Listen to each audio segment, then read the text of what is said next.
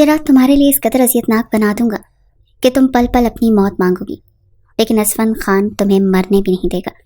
بے ساختہ اس کے کانوں میں یہ الفاظ گونجے تھے۔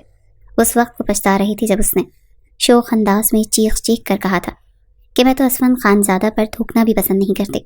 پتہ نہیں کیا سمجھتا ہے خود کو، مگر آج وہ اسی کی سیج سجائے بیٹھی تھی۔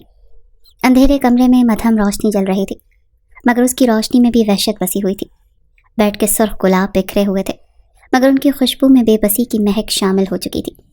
ایشال کا کمزور نازک وجود ہلکے سنہری جوڑے میں لپٹا لرز رہا تھا۔ اس کی آنکھوں سے آنسو بہہ رہے تھے، مگر کوئی دیکھنے والا نہیں تھا۔ کانپتے ہونٹوں سے سسکیاں نکل رہی تھیں، مگر کسی کو سننے کی پرواہ نہ تھی۔ کمرے میں آتے ہی اسفند نے ایک لمحے کی بھی دیر کیے بغیر اپنی شیروانی کو اتار کر ایک طرف پھینکا اور پھر کرتے کی آستینیں الٹتے ہوئے آگے بڑھا۔ وہ 17 سال کی کومل شہزادی کانپ رہی تھی اور اس کے سامنے آ کر کرسی پر بیٹھا، اپنا جوتے والا پاؤں اس کی گود میں رکھ دیا جو کہ مٹی سے بھرا ہوا تھا۔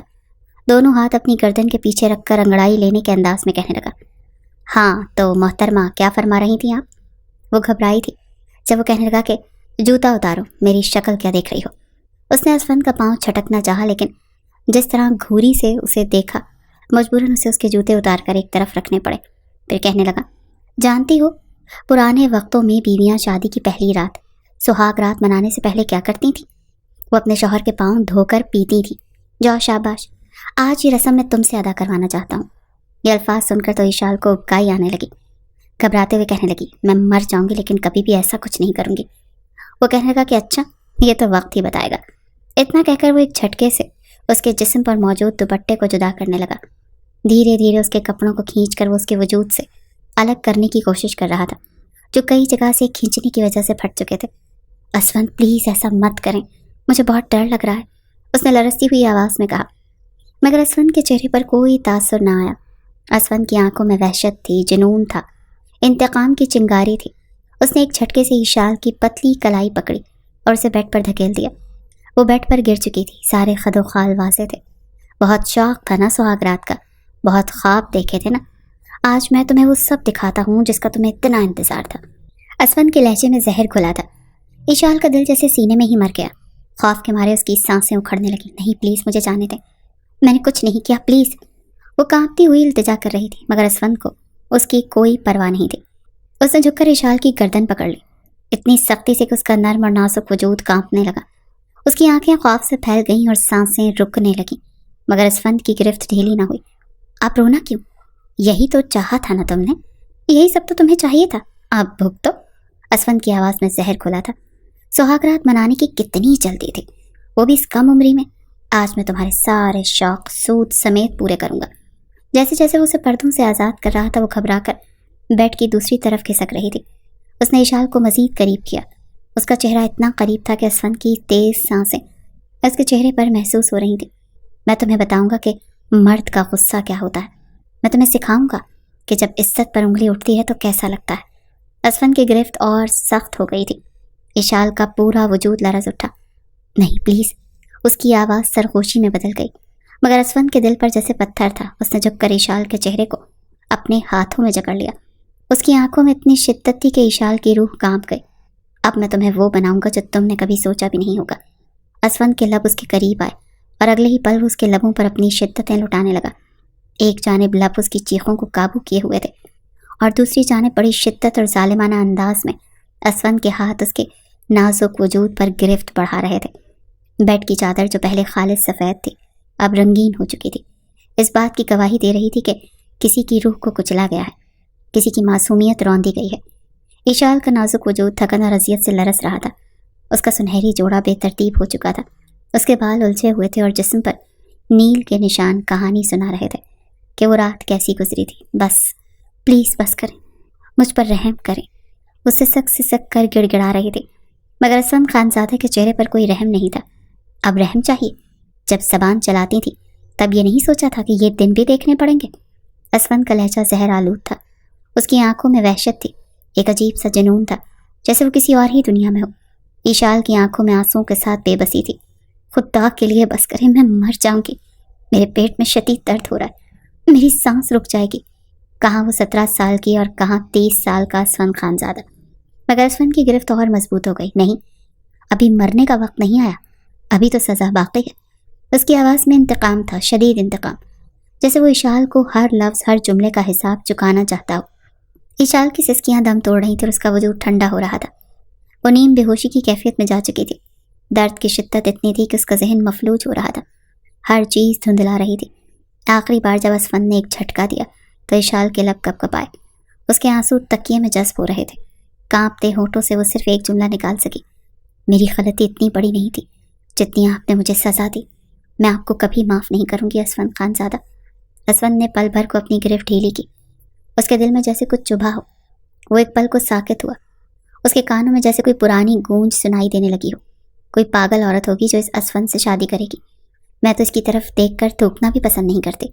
یہ الفاظ اس کے ذہن میں گونج رہے تھے، جیسے کسی نے زور سے دروازہ بند کیا ہو اور اس کی باز گشت اس کے دماغ میں قید ہو گئی ہو۔ یہ الفاظ تھے کہ ایک بار پھر اسفند کی شدتوں میں پہلے سے بھی زیادہ اضافہ ہونے لگا۔ یہی الفاظ تھے جو کچھ دن پہلے اشال نے کہے تھے، ہنستے ہوئے، مذاق اڑاتے ہوئے، اس کی چھوٹی بہن کے سامنے۔ اس نے اشال کی بے جان کمزور وجود پر نظر ڈالی جو بے ہوشی کی کیفیت میں تھا۔ اس کی پلکیں لرز رہی تھیں اور ہونٹوں پر ابھی بھی درد کی سرگوشی باقی تھی، مگر اسفند خانزادہ نے خود کو سخت کر لیا۔ اس نے چہرہ دوسری طرف موڑا اور لب بھینچ لیے۔ یہ سزا تھی، ہاں یہ سزا ہی تو تھی، اور وہ سزا دے چکا تھا۔ بے جان وجود گواہ تھا کہ اس کی روح کو بری طرح پامال کیا گیا تھا۔ ایشال بے ہوش تھی، مکمل بے سد، مگر اسفند خانزادہ کے جنون نے اس کی بے ہوشی کی بھی پرواہ نہیں کی۔ وہ رات بھر اس پر ظلم ڈھاتا رہا، 3 بار اس سے وہ حق جتایا جو اس کا تھا، مگر محبت سے نہیں، نفرت سے، انتقام سے۔ اور جب اس کے وحشی جذبے تسکین پا گئے تو وہ تھک کر سو گیا جیسے کچھ ہوا ہی نہ ہو۔ صبح کی روشنی کھڑکی سے اندر آئی تو کمرے میں صرف تباہی تھی۔ گلاب کی خوشبو اب بدبو میں بدل چکی تھی۔ اشال نے پلکیں جھپکائیں، اس کے جسم میں ایک شدید ٹیس اٹھی جیسے کسی نے اس کی ہڈیوں کو توڑ دیا ہو۔ آہ، وہ کر رہا ہے، کمر اور پیٹ میں ایسا درد تھا جیسے کسی نے اسے رون ڈالا ہو۔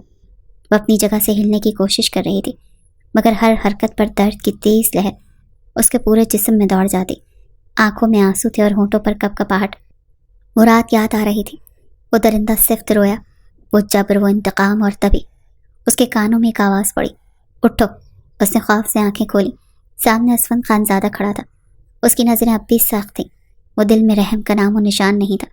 اس نے ایک جھٹکے سے اشال کو گردن سے پکڑ کر اوپر اٹھا لیا، اتنی شدت سے کہ اشال کی سانسیں رکنے لگیں۔ یہ تمہاری سزا تھی، سمجھی؟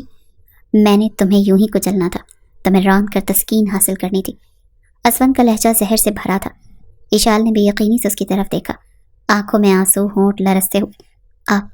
آپ نے مجھ سے ایسا کیوں کیا؟ میں اتنی بری تھی کیا؟ اس کا لہجہ کانپ رہا تھا۔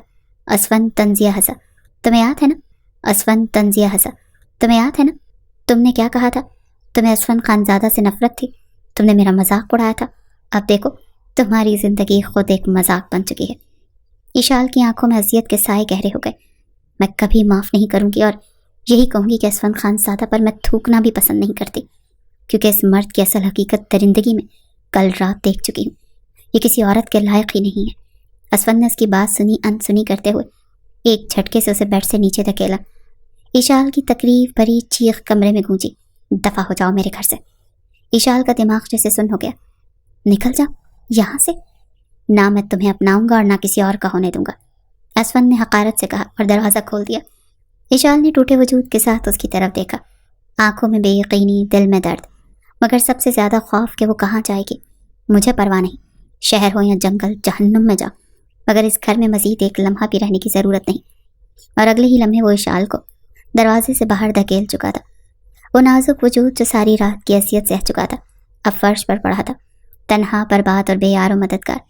اسفند نے دروازہ بند کر دیا بغیر سوچے کہ وہ ایک گاؤں کی لڑکی تھی، اس شہر میں انجان تھی، اور سب سے بڑھ کر وہ اس حال میں کہاں جائے گی۔ سڑک پر چلتے لوگ مڑ مڑ کر دیکھ رہے تھے، کچھ کے چہروں پر حیرت تھی اور کچھ کے لبوں پر سرخوشیاں۔ یہ کون ہے؟ دلہن ہے شاید، گھر سے نکال دی گئی ہے۔ اللہ کسی دشمن کی بیٹی کے ساتھ بھی ایسا نہ کرے۔ مگر اشال کو کسی کی پرواہ نہیں تھی، وہ چل رہی تھی جیسے بے سمت، جیسے زندگی سے بے خبر۔ اسفند، تم نے میرے ساتھ یہ کیوں کیا؟ میں تو تمہاری اپنی تھی، سگے چچا کی بیٹی تھی، مگر تم نے مجھے راستے پر لا پھینکا۔ اس کے کانوں میں اسفند کی زہریلی باتیں گونج رہی تھیں، دفع ہو جاؤ میرے گھر سے، نہ میں تمہیں اپناؤں گا اور نہ کسی اور کا ہونے دوں گا۔ آنکھوں سے آنسو ٹپک کر اس کے جلتے لبوں پر آ گرے۔ اس نے قدم بڑھایا، سڑک عبور کرنی چاہی، مگر جیسے ہی وہ آگے بڑھی یو ٹرن لے کر آتی گاڑی سے ٹکرا گئی۔ وہ ہوا میں اچھلی اور سڑک پر گر پڑی۔ گاڑی میں فل والیوم پر میوزک بج رہا تھا۔ ڈرائیونگ سیٹ پر ایک نوجوان بیٹھا تھا، بمشکل 20 سال کا۔ وہ گاڑی کے جھٹکے سے گھبرا گیا، فوراً بریک ماری اور جھٹکے سے باہر نکلا۔ شٹ! وہ تیزی سے اشال کی طرف بھاگا۔ زمین پر پڑی اشال بے حس و حرکت تھی، چہرے پر زخموں کے ہلکے نشانات تھے، مگر اس کا حسن۔ وہ لڑکا پل بھر کے لیے ساکت ہو گیا۔ اس کا دل جیسے ایک پل کے لیے دھڑکنا بھول گیا۔ اس نے کبھی کسی کو اتنا خوبصورت نہیں دیکھا تھا، مگر اشال تو ٹھنڈی پڑ چکی تھی۔ اوہ گاڈ! میں نے اسے مار تو نہیں دیا؟ وہ گھبرا گیا۔ وہ زمین پر بیٹھا کانپتے ہاتھوں سے اشال کے چہرے کو چھوا۔ ہیلو، پلیز آنکھیں کھولو، مگر اشال کی آنکھیں بند تھیں۔ نوجوان نے ارد گرد دیکھا، لوگ جمع ہونے لگے تھے۔ ابے یار، یہ تو گئی کام سے، کسی راکیر نے سرگوشی کی، بکواس بند کر، لڑکے نے غصے سے کہا اور جھٹکے سے اشال کو اپنی باہوں میں اٹھا لیا۔ اس کے وجود میں ایک عجیب سی کشش تھی، کچھ ایسا کہ وہ چاہ کر بھی اسے چھوڑ نہیں سکتا تھا۔ میں اسے اسپتال لے جاتا ہوں، اس نے خود سے کہا، مگر پھر ایک پل کو رکا نہیں۔ اسپتال لے گیا تو پولیس کیس بن جائے گا، نہیں، میں اسے اپنے گھر لے جاؤں گا۔ اور وہ اشال کو باہوں میں بھر کر اپنی گاڑی کی طرف بڑھا۔ اس کے ہاتھوں میں اشال کا وجود کسی نازک گڑیا کی طرح تھا، ٹوٹا ہوا، بکھرا ہوا، مگر دل کو چھو لینے والا۔ ماہر نے اشال کو گاڑی کے پچھلی سیٹ پر لٹایا اور پوری رفتار سے اپنے گھر کی طرف بڑھا۔ اس کے دل کی دھڑکن بے ترتیب ہو رہی تھی، وہ نہیں جانتا تھا کہ اس کے ساتھ کیا ہو رہا ہے۔ بس ایک انجانا سا احساس تھا کہ یہ لڑکی جو ابھی تک بے ہوش تھی کوئی عام لڑکی نہیں تھی۔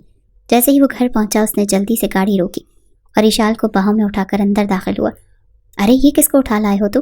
حشمت بیگم کی گھبرائی ہوئی آواز گونجی۔ وہ ہال میں بیٹھی چائے پی رہی تھی، مگر اپنے بیٹے کو ایک بے ہوش لڑکی اٹھائے دیکھ کر حیران اور پریشان ہو گئی۔ اماں بتاتا ہوں، صبر رکھو۔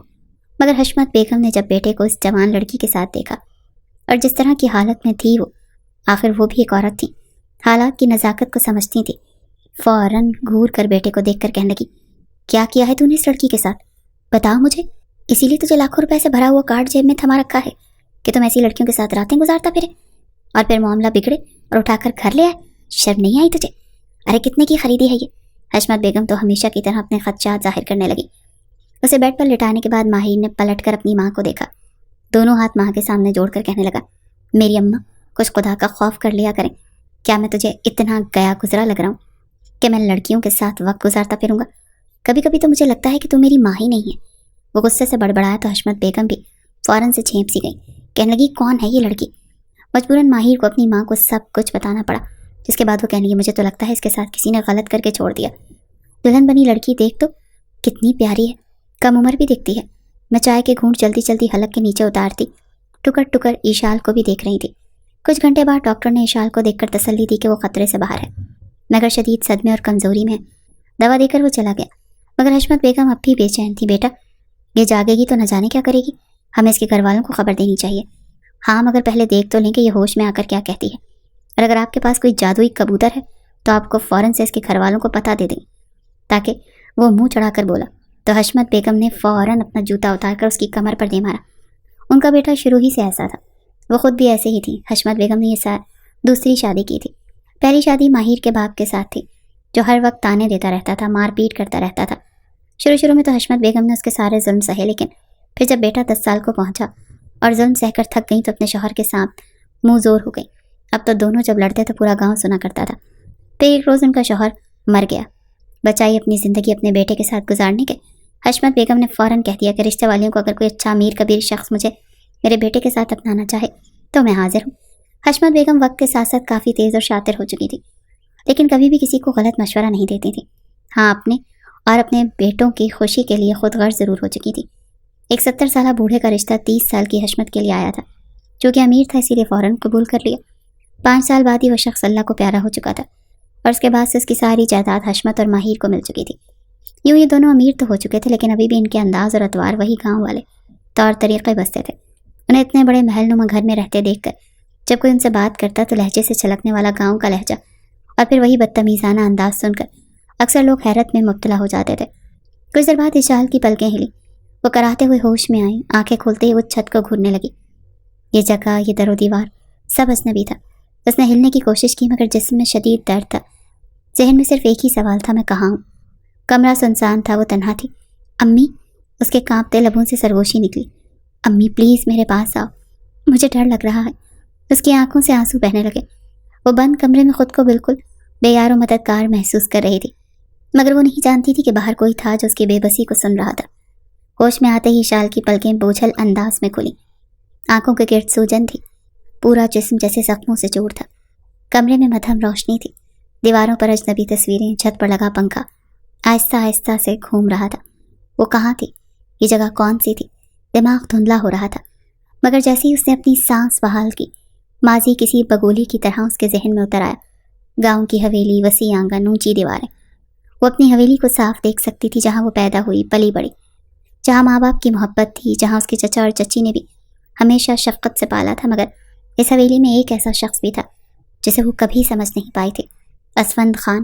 بچپن سے ہی وہ روایتی جاگیرداروں کی طرح سخت مزاج تھا، چہرے پر ہر وقت سنجیدگی اور آنکھوں میں وہ روب جس نے سب کو اس سے ڈرا رکھا تھا۔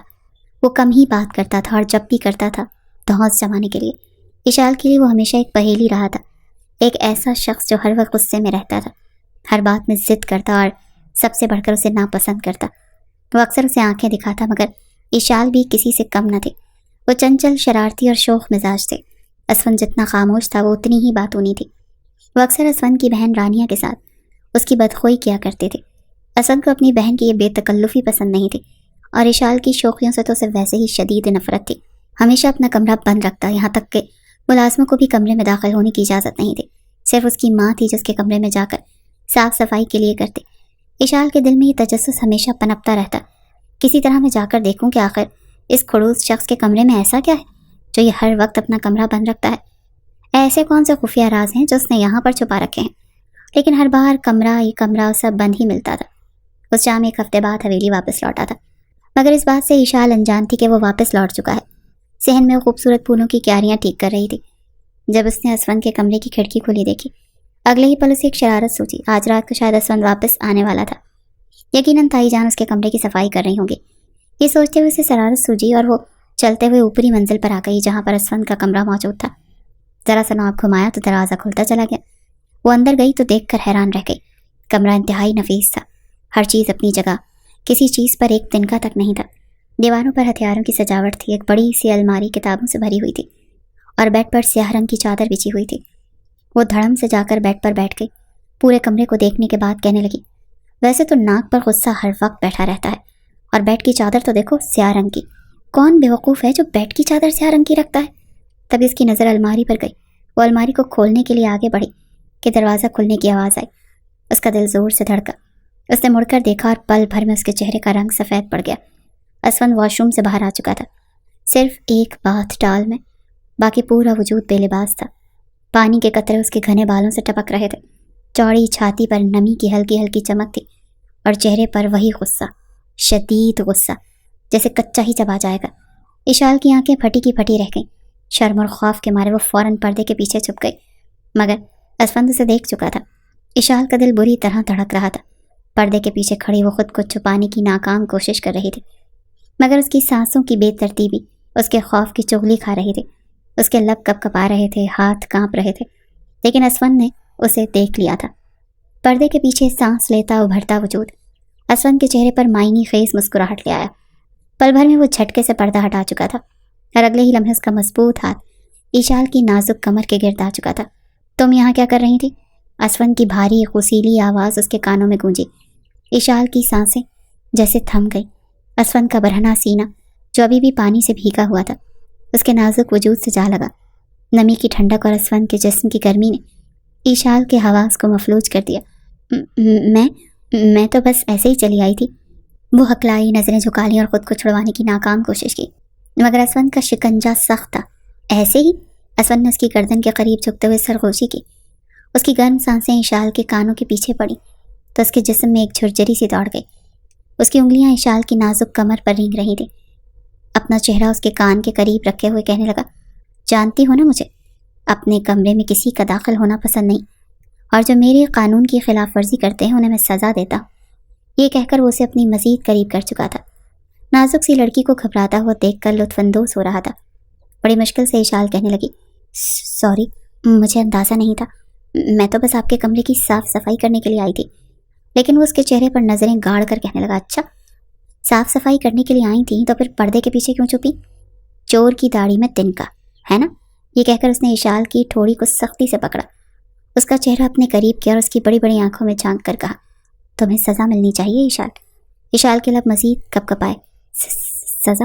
اس کے لبوں سے بمشکل نکلا، اور اگلے ہی لمحے اسفند نے اپنا چہرہ جھکایا، اپنے سخت لب اشال کے نرم لبوں پر رکھ دیے۔ اشال کی آنکھیں یکدم پھیل گئیں، اسے ہلکے سے نہیں چوم رہا تھا، بلکہ جیسے اپنے غصے اور جنون میں اسے اپنے اندر جذب کر رہا تھا۔ اشال نے مزاحمت کی، اپنے ہاتھوں سے اسے دھکا دیا، مگر اسفند نے اور سختی سے اسے اپنی گرفت میں لے لیا۔ چھوڑو مجھے، وہ مدھم سی آواز میں بولی، مگر اسفند کے کانوں میں جیسے کچھ نہیں پڑا۔ وہ جان بوجھ کر اسے بے بس محسوس کروا رہا تھا، جان بوجھ کر اس کی بے بسی میں مزہ لے رہا تھا۔ اشال کا دم گھٹنے لگا، اس نے خود کو پوری طاقت سے پیچھے کیا تو اسفند نے آخر کار اسے آزاد کر دیا، مگر جانے سے پہلے وہ اشال کے ہونٹوں کو ہلکے سے کاٹ چکا تھا۔ اس نے خود کو پوری طاقت سے پیچھے کیا تو اسفند نے آخر کار اسے آزاد کر دیا۔ اشال نے جلدی سے لبوں پر ہاتھ پھیرا، اس کی سانسیں بری طرح اکھڑی ہوئی تھیں۔ اسفند نے اس کی گردن کے قریب جھک کر سرگوشی کی۔ دوبارہ میرے کمرے میں آئیں تو تمہارا کنوارا پن سلامت نہیں بچے گا اشال۔ یہ کہتے اس نے اشال کو جھٹکے سے چھوڑا تھا۔ اشال قدم پیچھے ہٹاتے ہٹاتے دیوار سے جا لگی، اس کی آنکھوں میں بے یقینی تھی، چہرہ شرم، خوف اور حیرانی سے سرخ ہو چکا تھا۔ یہ اسفند واقعی ایک درندہ تھا۔ اشال کو وہ شام بار بار یاد آتی جب اسفند نے اسے سزا کے نام پر اپنے لبوں کی سختی میں قید کر لیا تھا۔ وہ جب بھی اس پل کو یاد کرتی اس کا پورا جسم کانپ اٹھتا۔ وہ اسفند سے بچنے کی ہر ممکن کوشش کر رہی تھی، گھر میں کہیں بھی جاتی پہلے ادھر ادھر نظر دوڑاتی کہ کہیں وہ آس پاس تو نہیں۔ وہ اس کی نگاہوں کی شدت دوبارہ سہنے کے لیے تیار نہیں تھی، مگر وہ جانتی تھی یہ زیادہ دیر نہیں چلے گا۔ صحن میں چمکتی دھوپ تیزی سے مدھم ہو رہی تھی، مغرب کی اذان میں ابھی بھی کچھ وقت تھا۔ حویلی کے صحن میں بیٹھ کر رانیہ اپنے ناخنوں پر نیل پالش لگا رہی تھی، جبکہ اشال اس کے برابر میں بیٹھی زمین پر انگلی سے لکیریں کھینچ رہی تھی۔ تبھی اشال کو کچھ یاد آیا، وہ کہنے لگی، تم سے اگر ایک بات پوچھوں تو سچ سچ جواب دو گی رانیہ؟ رانیہ نے نیل پالش لگاتے ہوئے اپنے ہاتھ کو روکا، جو ہمیشہ ہلکا پھلکا میک اپ کر کے گھر میں رہا کرتی تھی۔ چہرے پر ہر وقت مسکراہٹ رہتی تھی اور موبائل تو 24 گھنٹے اس کے ہاتھ میں رہتا تھا۔ پڑھائی سے زیادہ اس کی توجہ موبائل میں ہوا کرتی تھی۔ اشال کے سوال پر وہ تھوڑی سی سٹ پٹائی اور پھر کہنے لگی، ہاں پوچھو۔ اشال نے اسے ایک نظر گھور کر دیکھا، پھر کہنے لگی کہ مراد کون ہے؟ یہ نام سن کر رانیہ کے چہرے کی رنگت اڑی تھی۔ کہنے لگی، کون مراد؟ اشال کہنے لگی کہ رانیہ جھوٹ مت بولنا، میں تمہیں اچھے سے جانتی ہوں، سمجھ میں آیا، ہم بہنیں ہیں، دوست ہیں اور کزنس بھی ہیں۔ بھلے تم مجھ سے عمر میں 2 سال بڑی ہو، لیکن میں اب اتنی بھی چھوٹی نہیں۔ اگلے ہی پل رانیہ مسکرائی اور پھر کہنے لگی، وعدہ کرو کسی کو کچھ نہیں بتاؤ گی؟ جیسے ہی اشال نے وعدہ کیا تو وہ فوراً اس کے سامنے کھلی کتاب بنی بتانے لگی کہ وہ اس کے کالج کا لڑکا ہے جسے وہ بہت پسند کرتی ہے، مگر مسئلہ یہ ہے کہ ہمارے گھر میں خاندان سے باہر شادی نہیں کی جاتی۔ وہ بار بار مجھ سے شادی کرنے کو کہتا ہے، لیکن مجھے بھائی سے ڈر لگتا ہے، اگر بھائی کو پتہ چل گیا تو وہ تو میری جان ہی لے لیں گے۔ اسفند کا نام سن کر اشال کے ماتھے پر بل پڑ چکے تھے۔ کہنے لگی، اتنا تو اپنے ماں باپ سے نہیں ڈرتی جتنا تم اپنے بھائی سے ڈرتی ہو۔ اگر تم واقعی اس کے ساتھ زندگی گزارنا چاہتی ہو تو بجائے اسفند بھائی سے بات کرنے کے اپنے ماں باپ کو بتاؤ، اور سب سے پہلے تو مراد کو کہو کہ رشتہ لے کر ہمارے گھر آئے۔ میں تمہارے ساتھ ہوں، اسفند کی مرضی کبھی بھی تم پر مسلط نہیں ہونے دوں گی۔ وہ دونوں باتیں کر رہی تھی جب وہاں پر اسفند آ گیا اور کہنے لگا، کیا باتیں ہو رہی ہیں؟ کون سا رشتہ؟ رانیہ کے تو چہرے کی رنگت اڑ گئی، مگر فوراً اس کے سامنے 2 ٹک لہجے میں کھڑی ہو کر کہنے لگی کہ یہ ہمارا پرسنل میٹر ہے۔ آپ کو کسی نے تمیز نہیں سکھائی کہ 2 لڑکیاں بیٹھ کر باتیں کر رہی ہوں تو اس میں کباب میں ہڈی نہیں بنتے، ان کی پرائیویٹ باتیں بھی ہو سکتی ہیں۔ رانیہ کی تو جان نکلی تھی، جبکہ اسفند اسے گھور کر دیکھتا رہ گیا۔ کہنے لگا، میں تمہارے منہ لگنا پسند ہی نہیں کرتا، بلا وجہ کالی بلی بن کر میرا راستہ مت کاٹا کرو۔ یہ کہہ کر وہ وہاں سے جا چکے تھے، جبکہ اپنے بھائی کو یوں تڑکتا دیکھ کر رانیہ اگلے ہی پل مسکرائی تھی۔ کتنا مزہ آئے گا نا بھائی کی شادی پر، رانیہ نے اچانک خوشی سے کہا۔ اشال نے سر اٹھایا اور بیزاری سے اسے دیکھا۔ تمہارا بھائی شادی کے لائق بھی ہے؟ وہ ناک چڑھا کر بولی۔ 24 گھنٹے تو اس کی شکل سڑے ہوئے کریلے جیسی رہتی ہے۔ رانیہ ہنستی، بالکل ہے، اور اماں تو بہت جلد ان کی شادی کے لیے لڑکیاں دیکھ رہی ہیں۔ کوئی پاگل لڑکی ہوگی جو اس قصیل کے ساتھ شادی کرے گی۔ اشال طنزیہ بولی تو رانیہ مزید ہنسی۔ سچ کہوں تو اگر تمہاری عمر 17 نہیں ہوتی اور تم میرے بھائی کی عمر کی ہوتی تو میں تمہاری شادی بھائی سے کروا دیتی۔ یہ سن کر اشال کا پارا چڑھ گیا، وہ جھٹکے سے اٹھی، ہاتھ باندھے، غصے سے بولی، میں اور تمہارا بھائی؟ ہاں، میں تو اس کی طرف دیکھ کر تھوکنا بھی پسند نہ کروں۔ رانیہ کا منہ حیرت سے کھل گیا، مگر پیچھے کوئی اور بھی تھا جو یہ الفاظ سن چکا تھا، اسفند خان۔ وہ اپنے مخصوص انداز میں سفید شلوار قمیض میں ملبوس दरवाजे के पास खड़ा था, हाथ जेब में डाले, नजरें तेज और लबों पर वही हल्की सी हंसी जो हमेशा खतरे का इशारा देती थी। इशाल ने जैसे ही उसे देखा उसके पैरों तले से जमीन खिसक गई। असफंद की नजरें उस पर जमी थी, ऐसी नजरें जैसे किसी शिकारी ने शिकार को घेर लिया हो। वो तो समझ रही थी कि ये चला गया। वो आहिस्ता आहिस्ता चलता हुआ उनके करीब आया। क्या कहा तुमने इशाल? उसकी आवाज़ में खतरनाक सुकून था। इशाल के गले में कांटे चुभने लगे। वो नजरें चुरा गई। कुछ नहीं, वो जल्दी से बोली, मगर असफंद की नजरें एक पल के लिए भी उसके चेहरे से नहीं हटी। नहीं, मैंने सुना है तुम मेरी तरफ देखकर थूकना भी पसंद नहीं करती। हाँ तो हाँ, मुझे तुम जैसे मर्द नहीं पसंद। वो जानबूझकर मजबूत लहजे में बोली, मगर उसकी आवाज़ में हल्की सी लर्जिश वाज़ेह थी। असफंद के लबों पर एक तंजिया मुस्कुराहट आई। वो एक नज़र उसके चेहरे पर डालकर आगे बढ़ गया। इशाल का दिल जोर जोर से धड़क रहा था, मगर वो सुनी अनसुनी करके अपने कमरे में जा चुकी थी। 2 रोज सुकून से गुजरे जब तीसरे दिन इशाल खुद सवाल समझने के लिए किताबें उठाए रानिया के कमरे में गई, मगर रानिया तो अपना मोबाइल उठाकर जोर से हाथ पर मार रही थी। जब इशाल ने पूछा तो रोती सूरत बनाकर कहने लगी, मुझे मोबाइल की स्क्रीन को न जाने क्या हो गया है। मैं उसे चिल्लाने की कोशिश कर रही हूँ मगर चल ही नहीं रही। इशाल ने उसका हाथ से मोबाइल लिया तो वो गीला हो चुका था। रानिया के बाल भी गीले थे। वो शायद अभी नहाकर निकली थी। कहने लगी, ऐसे लग रहा है जैसे बाथ टब में ये मोबाइल गिर चुका हो। वो तो रवानी में कह चुकी थी, लेकिन रानिया के चेहरे की रंगत उड़ गई। जैसे इशाल ने उसके चेहरे को देखा तो कुछ कुछ कहानी खुद समझ चुकी थी। कहने लगी, ये सब कुछ क्या है? कहीं तुम मोबाइल लेकर बाथरूम में तो नहीं? रानिया फौरन अपना चेहरा झुका गई। ये तुम कैसी बातें कर रही हो? मैं तो बस मोबाइल उठाकर बात कर रही थी कि मेरे हाथ से छूटकर जग में गिर गया। साफ जाहिर था कि रानिया झूठ बोल रही थी। तब तक मोबाइल न जाने कैसे एकदम से ऑन हो चुका था। इशाल की नज़र जैसी स्क्रीन पर गई तो हैंग हुआ मोबाइल पर सामने कुछ तस्वीरें थी जो कि रानिया की थी, और वो बिल्कुल बेलिबास बाथ टब में बैठी बेबाक अंदाज में अपनी तस्वीरें बना चुकी थी। अगले ही पल ये मंजर देखकर मोबाइल इशाल के हाथ से छूट कर गिर चुका था। उसे इन मनाजिर को देखकर बिल्कुल भी यकीन नहीं था। रानिया उसके सामने सटपटा चुकी थी कि प्लीज़ किसी को मत बताना, तुम तो मेरी सहेली और राजदार हो ना। मैं तो बस ऐसे ही, तुम तो जानती हो ना कि मैं और मुराद एक दूसरे को बहुत पसंद करते हैं, हमारी शादी हो जाएगी। मगर इशाल कहने लगी, शादी हुई तो नहीं ना, ये सब कुछ तुम क्या कर रही थी? तुम्हें शर्म आनी चाहिए। लेकिन वो बजाय इशाल की बातों पर कान धरने के कहने लगी, अच्छा मुझे अपना मोबाइल तो दो, मैं मुराद को बताऊं, वो मेरा इंतज़ार कर रहा होगा। रानिया के हाथ से मोबाइल खींचकर वो मुराद को कॉल मिला चुकी थी। उनके कमरे से आने वाली कटर पटर सुनकर बाहर से गुजर रहे असफंद के कदम रुके। वो धड़ल्ले से दरवाज़ा खोलकर अंदर दाखिल हुआ। रात को 11:30 बज रहे थे। हवेली की दरो दीवार पर खामोशी छा चुकी थी, सब सो चुके थे। ये तुम दोनों ही हड़बड़ाकर उसे देखने लगी। सबसे पहले घूर कर अपनी बहन को और फिर इशाल को देखा था। कहने लगा, क्या हो रहा है यहाँ पर? सोई नहीं हो तुम दोनों? ज़मीन पर गिरे हुए मोबाइल को फौरन इशाल ने छुपाकर अपने पीछे किया, मगर असफंद को शक की बू आने लगी। आगे बढ़ाकर रानिया के हाथ से मोबाइल ले लिया, जहाँ पर मुराद की कॉल अटेंड हो चुकी थी। वो हेलो कह रहा था। लड़के की आवाज़ सुनकर असफंद का पारा चढ़ गया। रानिया से कहने लगा, कौन है ये? इशाल तो पीछे खड़ी ये मंजर देख रही थी। असफंद खानज़ादा के गुस्से से आखिर कौन बेखबर था। रानिया के रहे सही हवास भी जाने लगे। बार बार इशाल की तरफ देखने लगी कि कोई बहाना बनाकर, मगर वो क्या करती, मुसलसल असफंद से सवाल कर रहा था। यहाँ तक कि वो दीवार से जा लगी। कहने लगा कि अगर तुमने अगले 10 सेकंड के अंदर मुझे इस लड़के के बारे में ना बताया तो मैं यहीं पर खड़े खड़े तुम्हें चीर कर 2 टुकड़ों में तकसीम कर दूंगा। आंखें बंद करके रानिया ने खोली और सामने इशाल को घबराया हुआ चेहरा था। असफंद कहने लगा, बार बार उसे क्यों देख रही हो? मुझे सच बताओ। रानिया जो कुछ कहा, इशाल के तो पैरों के नीचे से ज़मीन निकल चुकी थी। कहने लगी, भाई ये लड़का मुराद है और इशाल का बॉयफ्रेंड है।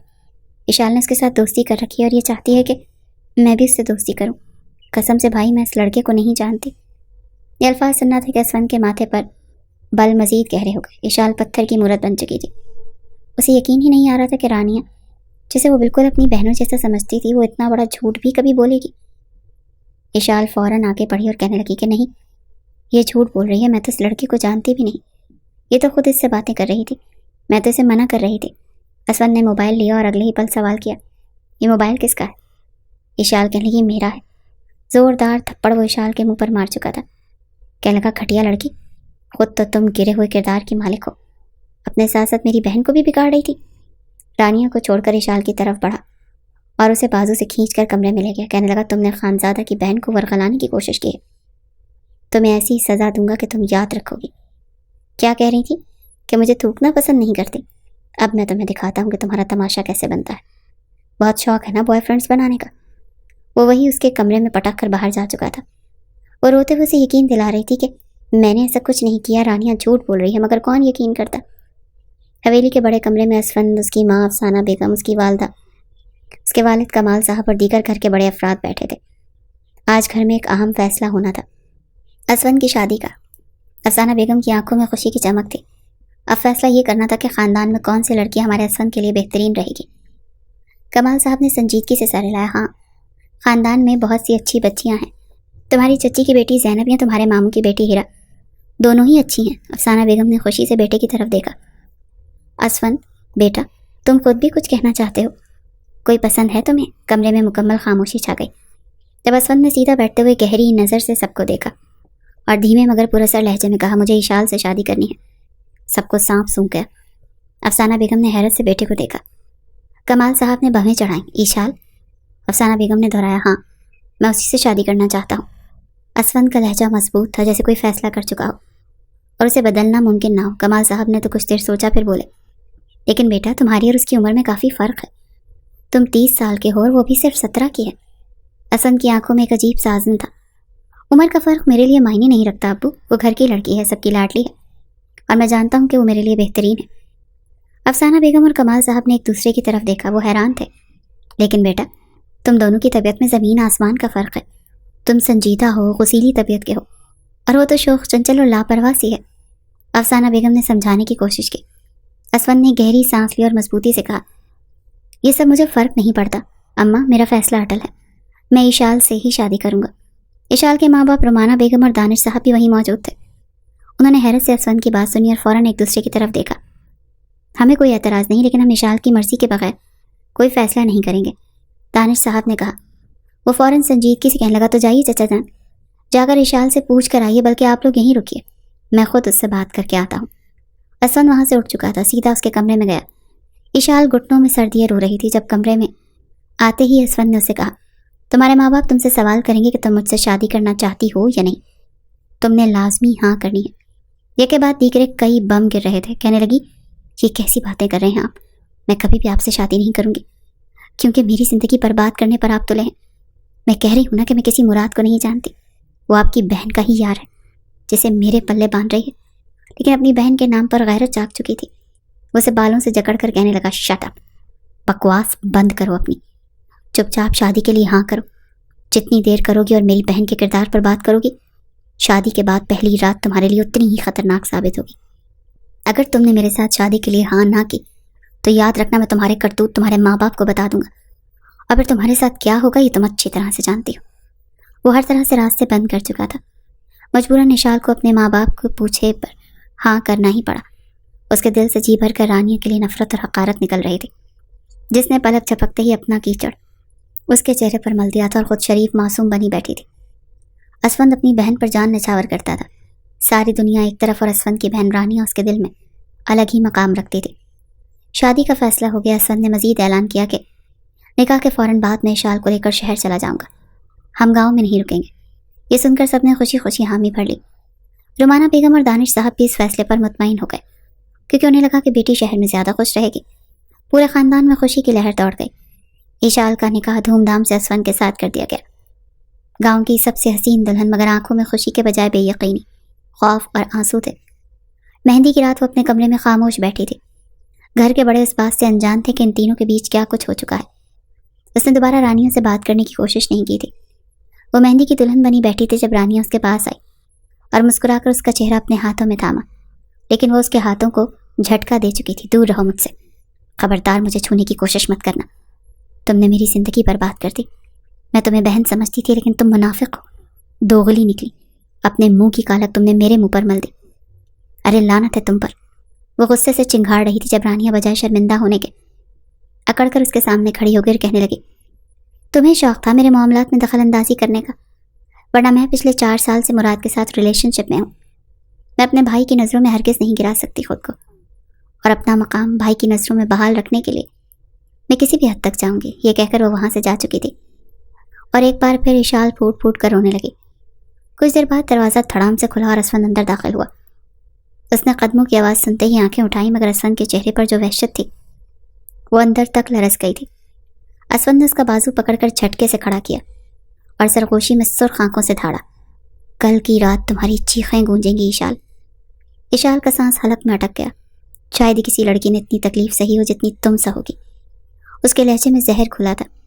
اشال نے کپ کپاتے لبوں سے کچھ کہنے کی کوشش کی مگر الفاظ گم ہو گئے۔ یہ شادی، یہ رشتہ ایک محبت بھرا ساتھ نہیں تھا بلکہ ایک سزا تھی جس کا فیصلہ اسفند نے بہت پہلے کر لیا تھا۔ کمرے میں ہلکی روشنی جل رہی تھی۔ اشال بستر پر بیٹھی تھی، اس کے آنسو تھمنے کا نام نہیں لے رہے تھے۔ ہر سانس کے ساتھ ماضی کی تکلیف دہ یادیں تازہ ہو رہی تھیں۔ اس کی پیشانی پسینے سے بھیگ چکی تھی۔ وہ آنکھیں مسلسل بہتے آنسوں کی وجہ سے سرخ ہو رہی تھیں۔ دروازہ دھیرے سے کھلا اور حشمت بیگم اندر داخل ہوں۔ ان کی آنکھوں میں نرمی تھی مگر چہرے پر ایک گہری سنجیدگی۔ بیٹا کیا ہوا ہے، کیوں رو رہی ہو؟ وہ قریب آئی اور نرمی سے اشال کا سر تھپکنے لگی۔ اشال نے نم آنکھوں سے انہیں دیکھا اور پھر ایک دم ان کے گلے لگ کر پھوٹ پھوٹ کر رونے لگی۔ میں برباد ہو چکی ہوں، میرا سب کچھ ختم ہو چکا ہے۔ وہ ہچکیوں کے درمیان بول رہی تھی۔ مجھے کسی نے نہیں بتایا تھا کہ شادی کا مطلب قید ہوتا ہے۔ مجھے تو اسفند نے جیسے سزا دی ہے، جیسے میں کوئی انسان نہیں بس ایک کھلونا۔ حشمت بیگم کے چہرے پر لمحے بھر کے لیے حیرت ابھری، پھر انہوں نے گہری سانس لی۔ بیٹا صاف صاف بتاؤ کیا ہوا تھا تمہارے ساتھ؟ ان کی آواز میں ایسا تحکم تھا کہ اشال کانپتے ہوئے سب کچھ کہنے پر مجبور ہو گئی۔ وہ ٹوٹے ہوئے لفظوں میں سب کچھ بتانے لگی۔ اسفند کی زبردستی، اس کی بے رحمی، شادی کی پہلی رات کا اور پھر اس کی بے دردی سے دھکے دے کر نکال دینا۔ حشمت بیگم خاموشی سے سب سنتی رہیں۔ ان کی نظریں اشال کے چہرے پر جمی تھی مگر دماغ تیزی سے کسی اور سمت سوچ رہا تھا۔ اسی لمحے دروازے پر ایک پرچھائی لرزتی نظر آئی۔ ماہر وہیں کھڑا تھا، اندر آتے آتے ٹھٹک گیا تھا۔ اس کے ہاتھ خود بخود مٹھیوں میں بند ہو گئے، دل جیسے کسی نے مٹھی میں جکڑ لیا ہو۔ یہ تو شادی شدہ ہے، وہ خود سے بڑبڑایا۔ آنکھوں میں نمی تیرنے لگی۔ حشمت بیگم نے ماہر کی جانب دیکھا اور ان کے ہونٹوں پر ایک گہری مسکراہٹ آئی۔ بیٹا رونے سے کچھ نہیں ہوگا، اب تمہیں ہار نہیں ماننی چاہیے۔ انہوں نے اشال کے آنسو صاف کیے۔ اگر اسفند نے تمہارے ساتھ ظلم کیا تو تم کمزور کیوں بن رہی ہو؟ تم بھی اس کی بہن پر وار کرو جس نے تمہیں بے عزت کروایا۔ اشال نے حیرت سے انہیں دیکھا۔ کیا مطلب؟ حشمت بیگم کا لہجہ چالاک ہو چکا تھا، جیسے کسی شاطر عورت کی چالاکی ہو۔ رانیہ اس کی حقیقت سب کے سامنے لاؤ۔ جو خود لڑکوں سے باتیں کرتی رہی ہو وہ تمہیں بدنام کروا گئی، تمہیں بے عزتی سہنی پڑی مگر اس نے مزے سے اپنی عزت بچا لی۔ اشال کے آنسو تھم چکے تھے، وہ ناسمجھی سے حشمت بیگم کو دیکھ رہی تھی مگر ان کی باتیں کہیں نہ کہیں اس کے دل میں جگہ بنا رہی تھی۔ بدلا لو بیٹا، وہ لڑکی جو خود پاک باز نہیں اس نے تمہیں ذلیل کروا دیا۔ اب وقت آ گیا ہے کہ تم اس کی اصلیت سب کو دکھاؤ۔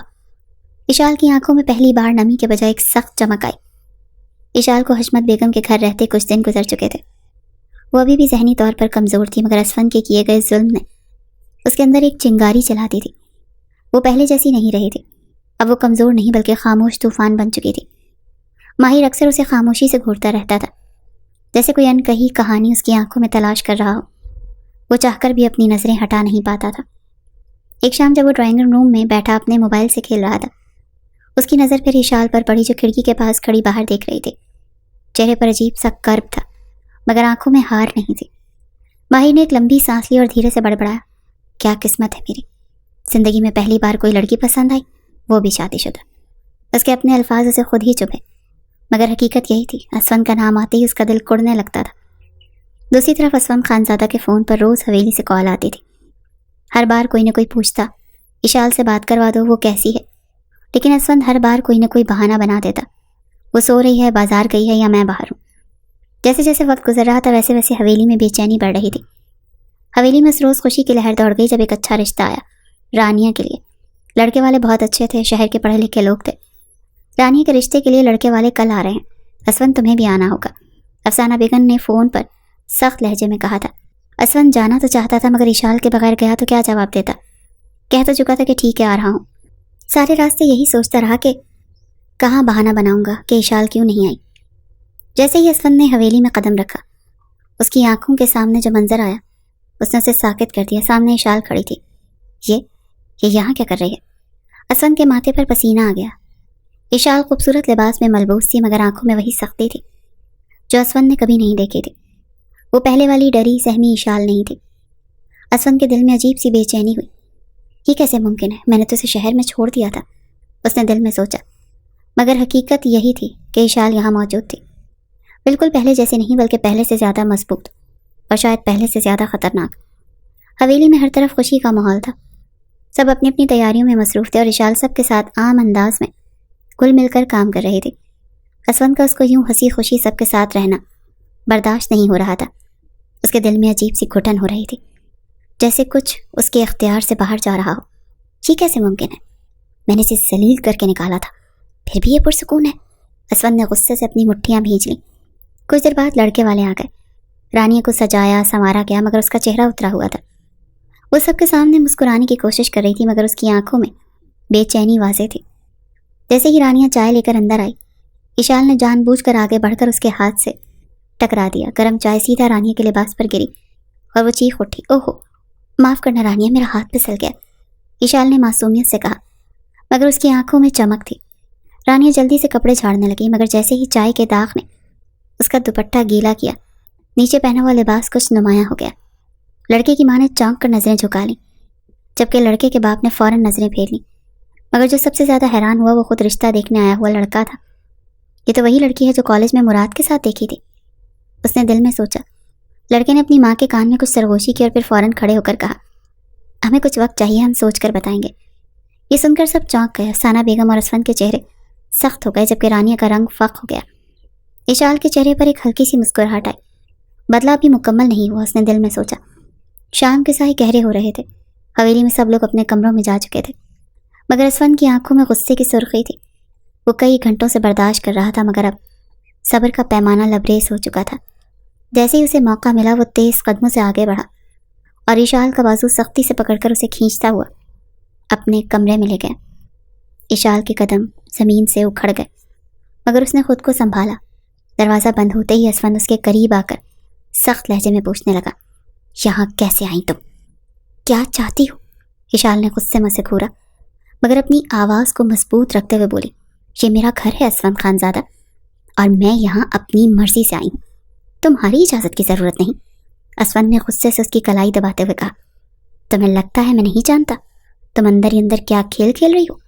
ایشال نے ایک زہریلی مسکراہٹ کے ساتھ جواب دیا، میں نے کچھ نہیں کیا، جو کچھ ہوا وہ سچ تھا، اور ہاں خبردار اگر تم نے دوبارہ زبردستی کرنے کی کوشش کی، اس بار میں پورے خاندان کے سامنے تمہارا اصلی چہرہ بے نقاب کر دوں گی۔ اسفند کے ماتھے پر تیوریاں چڑھ گئیں، اسے اس لڑکی کی یہ بدلی ہوئی شخصیت ناگوار لگ رہی تھی۔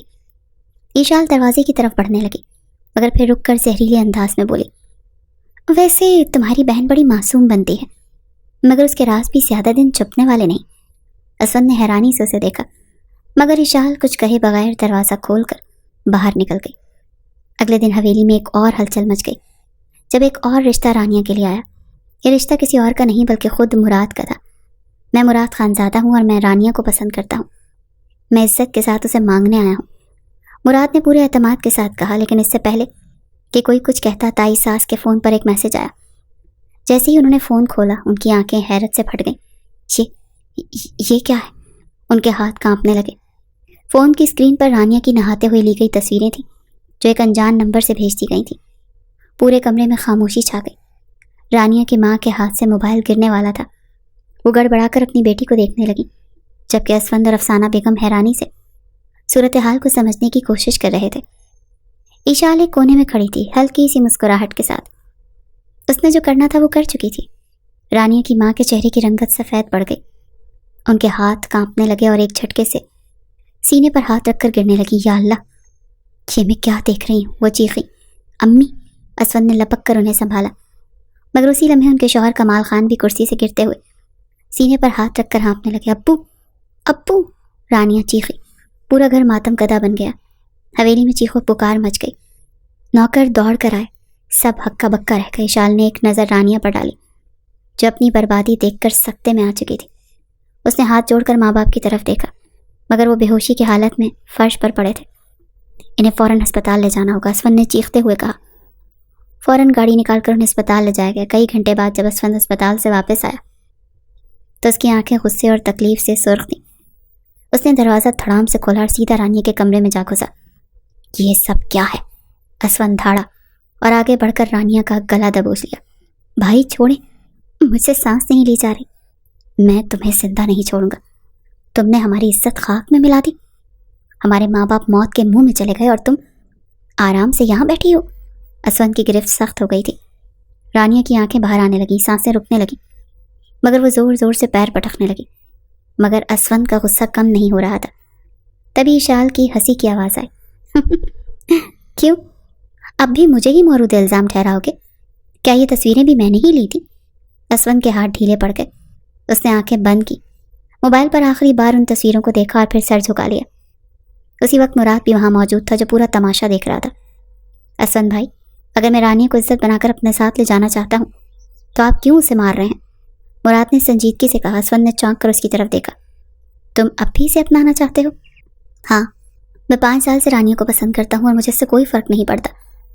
اس نے جو کچھ کیا میرے لیے کیا تھا۔ یہ سنتے ہی رانیہ پھوٹ پھوٹ کر رو پڑی۔ میں نے آپ سے جھوٹ بولا تھا، میں نے خود کو آپ سب کی نظروں میں گرانے سے بچانے کے لیے ایشال پر الزام لگایا کہ اس کا مراد سے چکر ہے۔ یہ سنتے ہی پورے کمرے میں سناٹا چھا گیا۔ اسفند نے غصے سے مٹھیاں بھینچ لی۔ اسفند کے ماں باپ اسپتال سے گھر لوٹ آئے، مگر ان کے چہروں پر وہ پرانا روب اور دبدبا نہیں تھا۔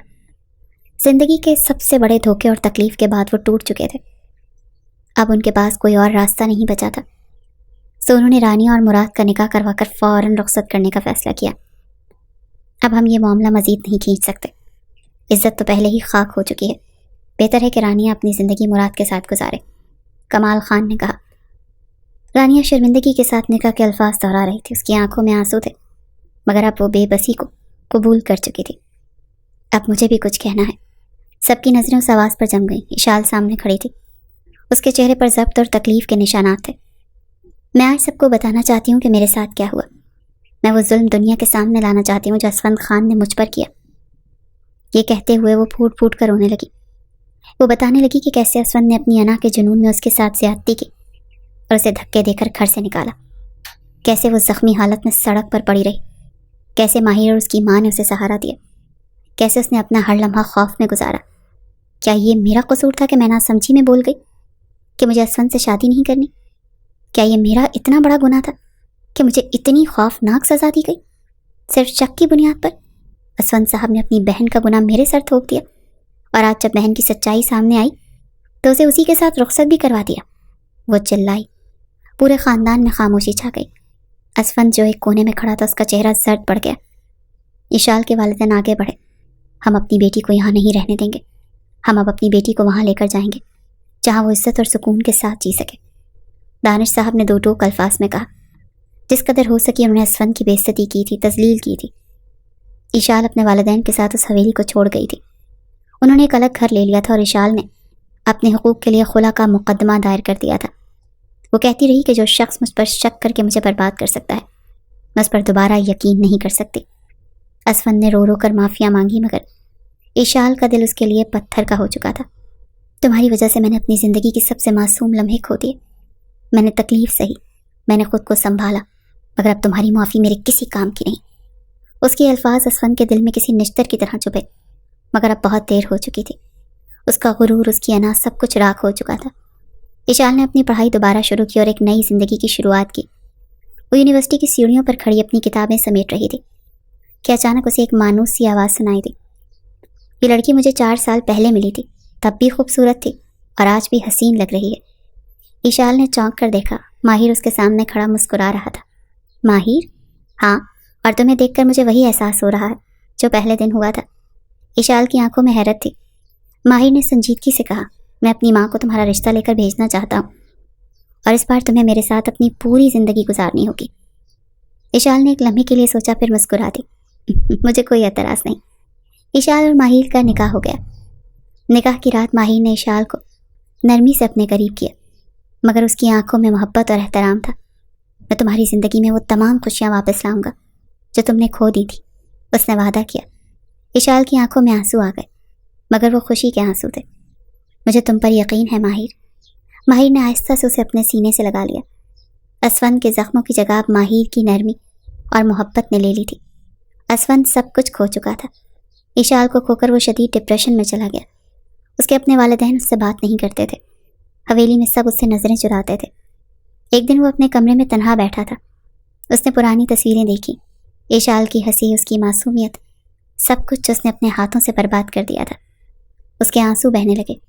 کاش میں اپنی انا کے بجائے محبت کو چنا ہوتا۔ وہ چیخ اٹھا، مگر اب اس کے پاس پچھتاوے کے سوا کچھ نہیں بچا تھا۔